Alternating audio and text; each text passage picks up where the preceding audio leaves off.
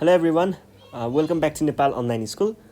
स्वागत छ हजुरहरूलाई क्लास 9 को म्याथमेटिक्सको क्लासमा। हामी चाहिँ अहिले सर्कल्स पढ्दैछौँ र सर्कल्समा मैले तपाईँहरूलाई थ्योरमहरू पढाइरहेको थिएँ है। थ्योरम नम्बर 1, 2, 3, 4 हामीले पढ्यौँ अनि केही एक्जाम्पलको केही प्रब्लमहरू सल्भ गरिरहेको थियौँ र आज चाहिँ हामी यो थ्योरिटिकल प्रुफ चाहिने खालको प्रब्लमहरू एक्जाम्पलमा भएको प्रब्लमहरू चाहिँ सल्भ गर्छौँ है। ल क्वेसन नम्बर 4 देखि स्टार्ट छ। यो चाहिँ क्वेसन नम्बर 4 को क्वेसन कपी गर्छु, तपाईँहरूले पनि मेरो यो डिस्प्लेबाट कपी गर्नु होला है।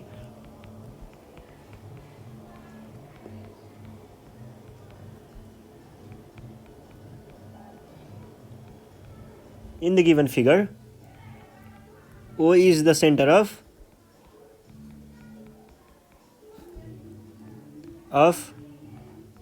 both the circles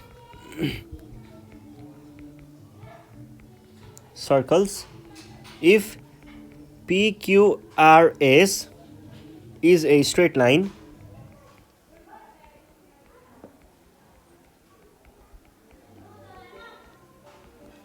prove that PQ is equals to RS and PR is equals to QS भनेर भनेको छ। ल हेर्नुहोस् है, अब फिगरहरू हेरौँ। यसको एउटा सर्कल,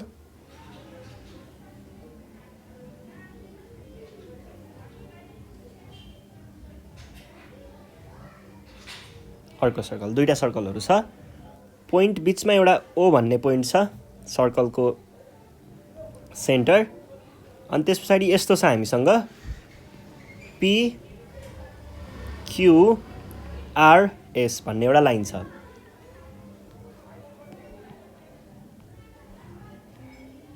प्रुभ गर्नुपर्ने कुरा PQ इक्वल्स टु RS हो।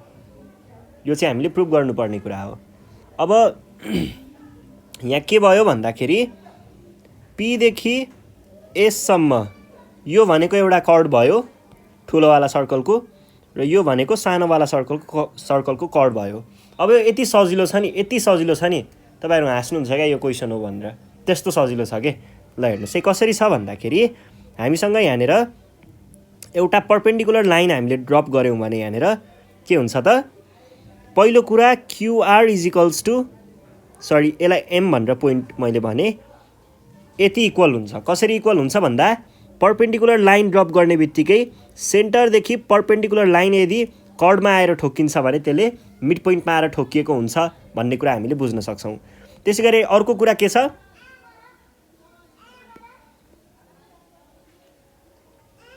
PM इक्वल्स टु MS पनि इक्वल हुन्छ, त्यो दुईटा इक्वल हुन्छ।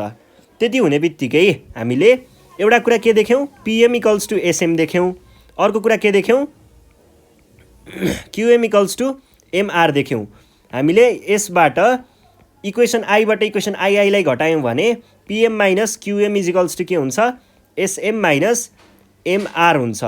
PM भनेको के हो, PM भनेको PQ प्लस QM यो भयो। SM भनेको के हो, MR plus RS minus MR भयो। अब MR र MR क्यान्सल भयो, QM र QM क्यान्सल भयो, के बाँकी रह्यो, PQ इक्वल्स टु RS। यही कुरा देखाउनु पर्ने हो, सकियो। यति नै हो कि कुरा चाहिँ। र यसैलाई हामीले अब एउटा लजिकल्ली होइन रिजन दिएर नै सल्भ गर्नुपर्ने हुन्छ, त्यो चाहिँ हामी अब गर्छौँ है।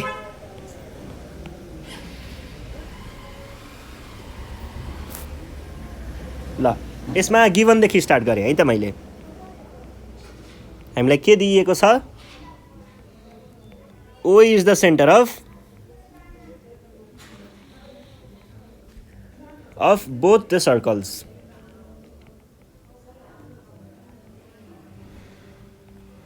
त्यस पछाडि अर्को PQRS भनेको एउटा स्ट्रेट लाइन हो।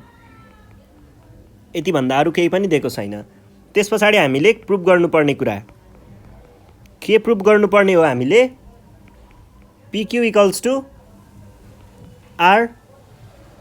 RS एउटा यो भयो पिक्यू इक्वल्स टु आरएस, त्यो PQ equals to RS prove गर्ने कुरा भयो। अनि अर्को पिआर इक्वल्स टु क्युएस पनि छ है। पिआर इक्वल्स टु क्युएस देखाउनुको लागि पनि गाह्रो हुँदैन, त्यो मैले तपाईँहरूलाई एकछिनमा देखाउँछु, त्यो झन् सजिलो कुरा हो है। यति कुरा बुझिसके पछाडि त्यो गर्न गाह्रो हुँदैन। अब त्यसको लागि हामीले के गरेको थियौँ त, कन्स्ट्रक्सन गरेको थियौँ। कन्स्ट्रक्सनमा हामीले के गर्यौँ, एउटा परपेन्डिकुलर लाइन ड्रप गऱ्यौँ ओदेखि एम भन्ने पोइन्टसम्म। ड्रप ए लाइन, हामीले कुन line, OM from O to the point M on कुन लाइनमा हो, अन स्ट्रेट लाइन पिक्युआरएस। जानेर के हुन्छ त, ओएक्स परपेन्डिकुलर टु ओएम हो है, यो हुन्छ। अब यो भइसके पछाडि हामीले अब प्रुफको लागि हेर्नुहोस् है।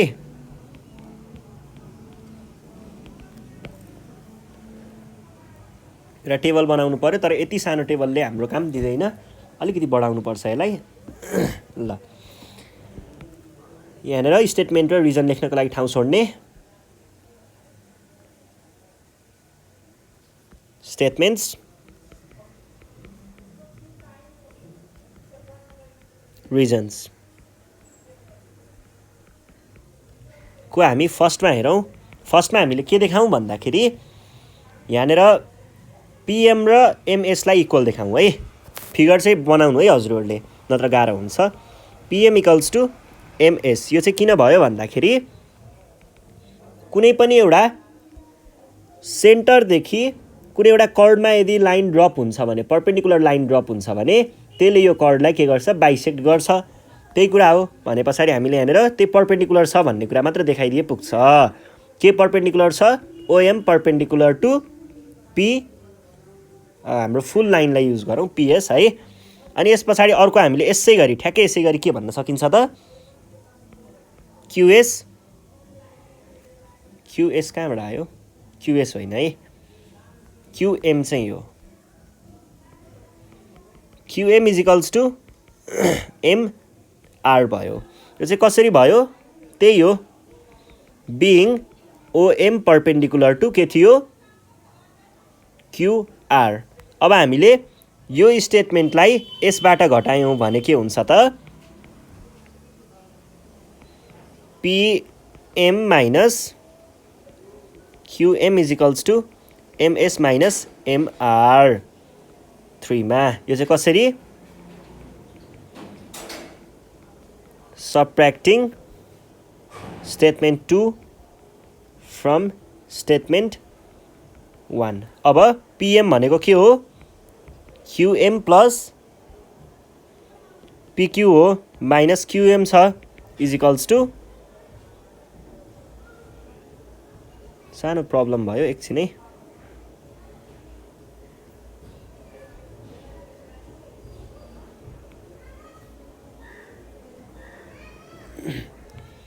Is equals to MS. MS भनेको के हो, एमएस भनेको MR plus RS minus MR. यहाँबाट के भन्न सकियो, QM cancel, PQ is equals to RS भन्न सकियो। यो कुरा भयो, पिक्यू इक्वल्स टु आरएस भयो। ल, यो कुरा प्रुभ गर्ने कुरा भइहाल्यो है। अब हामी जाउँ 4 नम्बरमा। एउटा कुरा प्रुभ भयो, PQ equals to RS prove भयो। अब यसै गरी ठ्याक्कै यसै गरी अर्को कुरा प्रुभ गर्नको लागि चाहिँ म तपाईँहरूलाई के देखाउन सक्छु भन्दाखेरि हेर्नुहोस् है, हाम्रो यहाँनिर क्युएम इक्वल्स टु पिक्यू र आरएस इक्वल छँदैछ। यसमा हामीले एउटा कमन पार्ट, यो कमन पार्ट हेर्नुहोस् है, पिक्यू र आरएस हाम्रो इक्वल छ।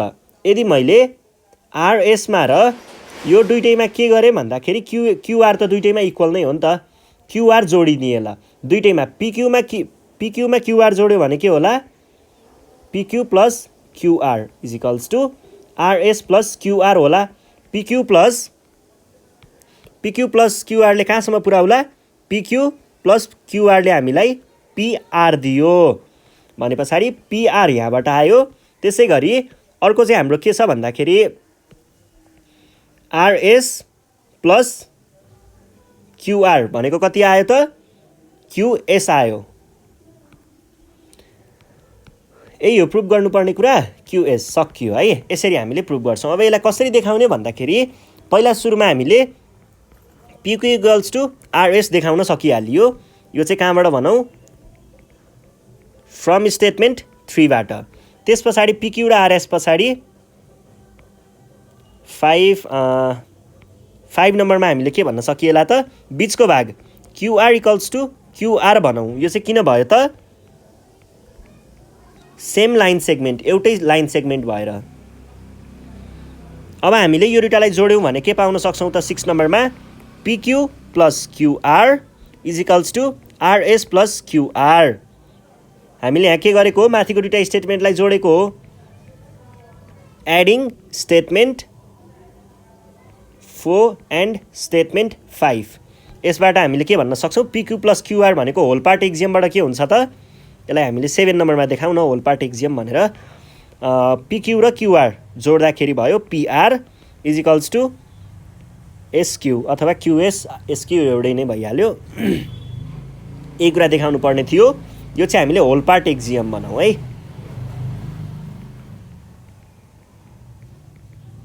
एक्जियम है।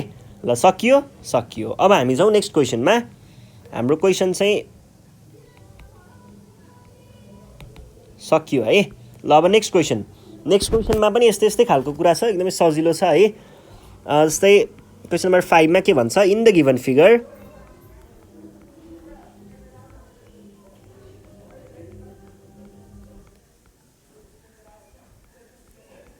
Figure O is the center of the circle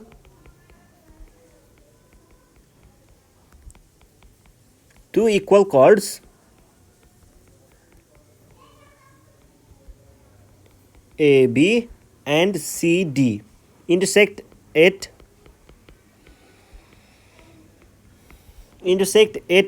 E। त्यस पछाडि प्रुभ गर्नुपर्ने कुरा prove that OE is the bisector of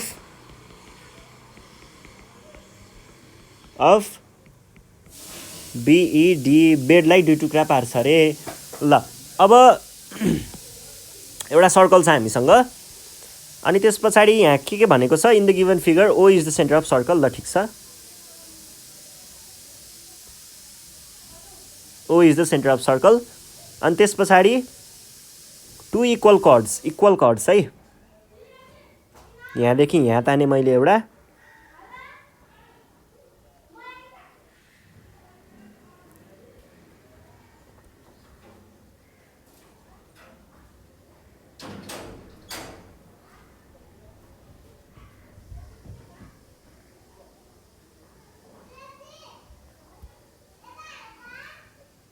एकैछिनै म यहाँ मिलाउँदैछु। यहाँ इक्वल देखाउनु पर्छ नि त, त्यही भएर ठ्याक्कै इक्वल बनाउनु पर्यो। ल यो दुईटा इक्वल कर्ड्सहरू भयो हामीसँग। त्यस पछाडि के भन्छ prove that OE is the bisector of, त्यो भनेको छ भनेपछि यो सेन्टरबाट एउटा OE को लागि एउटा लाइन ड्रप गर्नै पर्ने भयो O। अब हामीले यहाँ मार्किङहरू हेरौँ है। यो E छ, यो C छ, यो A छ, यो B छ, यो D छ है। अब यो दुईटा हामीले यहाँ के भन्नु पर्यो भन्दा यो एङ्गल र यो एङ्गल इक्वल छ भन्नु पर्यो। यसको लागि हामीले के गर्न सकिन्छ भन्दाखेरि एउटा पर्पेन्डिकुलर ल्याउँ हामीले यहाँनिर पर्पेन्डिकुलर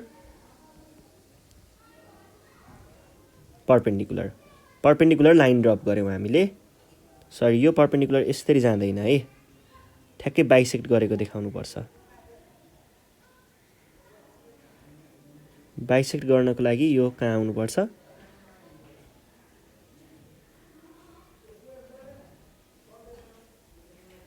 यहाँ चाहिँ आउनुपर्छ। ल अब चाहिँ यसले बाइसेक्ट गरेको हुन्छ। ठिक छ। अब हेर्नुहोस् है, यो 90 डिग्री हुन्छ, यो 90 डिग्री हुन्छ। दुईटा ट्राइएङ्गलको कुरा गर्नु पर्दाखेरि 90 डिग्री भयो, राइट एङ्गल आयो, कमन साइडबाट हाइपोटिनज आयो। त्यस पछाडि के हुन्छ भन्दाखेरि यदि योवाला लाइन है, यदि सिडी लाइन र एबी लाइन इक्वल हो भने तिनीहरूलाई जोइन गर्ने लाइन पनि के नै हुन्छ, पर्पेन्डिकुलर पनि इक्वल हुन्छ। भन्नुको अर्थ चाहिँ टु कर्ड्स, दुईवटा कर्डहरू यदि इक्वल छन् भने तिनीहरू सेन्टरबाट इक्वल डिस्टेन्समा हुन्छन्। भनिसके पछाडि त यो पर्पेन्डिकुलर डिस्टेन्स इक्वल हुनु पर्यो। त्यसबाट हामीले एउटा राइट एङ्गल, एउटा हाइपोटिनज र एउटा साइड इक्वल देखाएर आरएचएस एक्जियमबाट दुईटालाई कङ्ग्रुएन्ट देखाउन सकियो। यो कङ्ग्रुएन्ट हुने बित्तिकै के भन्न पाइएला, करेस्पोन्डिङ एङ्गल्स आर इक्वल भन्न पाइएला। यो दुईवटा इक्वल भएपछि के भयो त, ओईले बाइसेक्ट गरेको हो भन्ने बुझ्न सकियो होइन। केही गाह्रो छैन है। ल अब यसलाई चाहिँ हामीले लेख्दाखेरि कसरी लेख्छौँ भन्ने कुरा हेर्नुहोस्। गिभनदेखि स्टार्ट गर्नु पर्यो है। हामीलाई यहाँ के दिएको छ भन्दाखेरि ओ इज द सेन्टर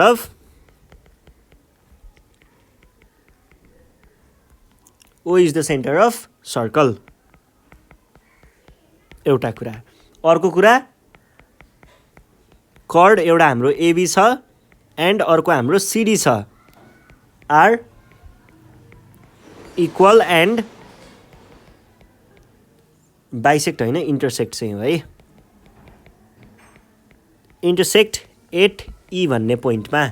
त्यस पछाडि हामीले प्रुभ गर्नुपर्ने कुरा, टु प्रुभमा चाहिँ ओई बाइसेक्ट्स एङ्गल बिइडी। द्याट इज, यसले भन्न खोजेको खासमा के हो भन्दाखेरि बिइओ भन्ने एङ्गल चाहिँ ओइडीसँग इक्वल हुन्छ देखाऊ भनेर भन्न खोजेको हो। र हामीले यहाँ कन्स्ट्रक्सनमा के गर्यौँ, कन्स्ट्रक्सनमा हामीले यो येल्लो लाइन है, यो एउटा ओएम भनौँ, यसलाई एन भनौँ। यस्तो हो भनेदेखि हामीले के गर्यौँ त कन्स्ट्रक्सनमा कन्स्ट्रक्सनमा हामीले पर्पेन्डिकुलर ड्रप गरेको हो नि त। OM perpendicular to AB and ON perpendicular to CD भनेर हामीले निकालेको थियौँ। त्यस पछाडि अब हामीले यहाँ के गर्नुपर्छ त भन्दाखेरि प्रुफ गर्नुपर्छ। प्रुफ गर्नको लागि प्रुफ चाहियो। प्रुफको लागि हामीलाई के चाहिन्छ, एउटा टेबल चाहिन्छ। यो सानो टेबलले काम दिँदैन, यसलाई अलिकति ठुलो बनाउनुपर्छ। ल यो भयो।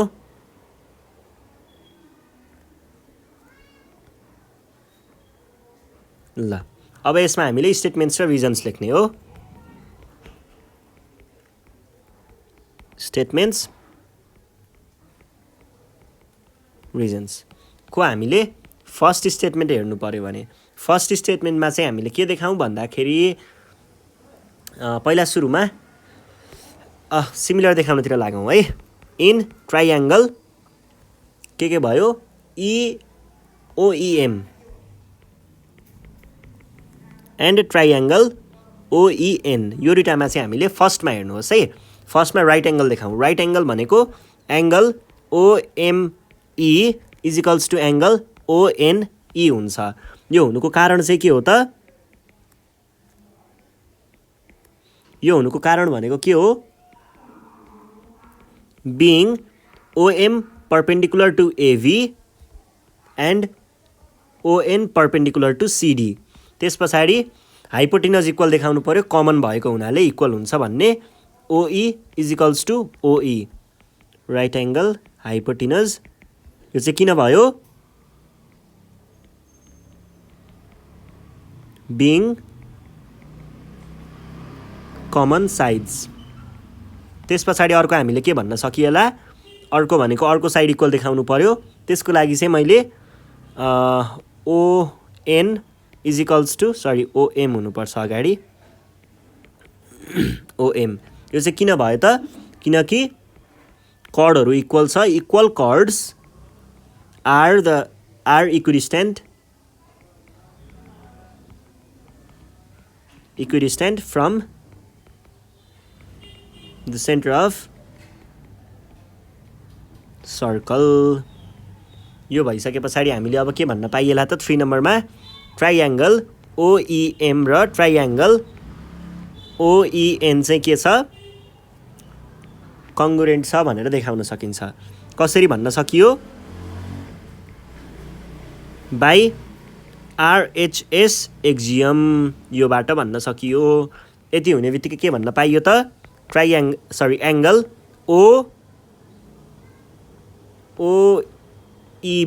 ओइबी is equals to angle OED भन्न पाइयो। र यसको कारण चाहिँ के हो त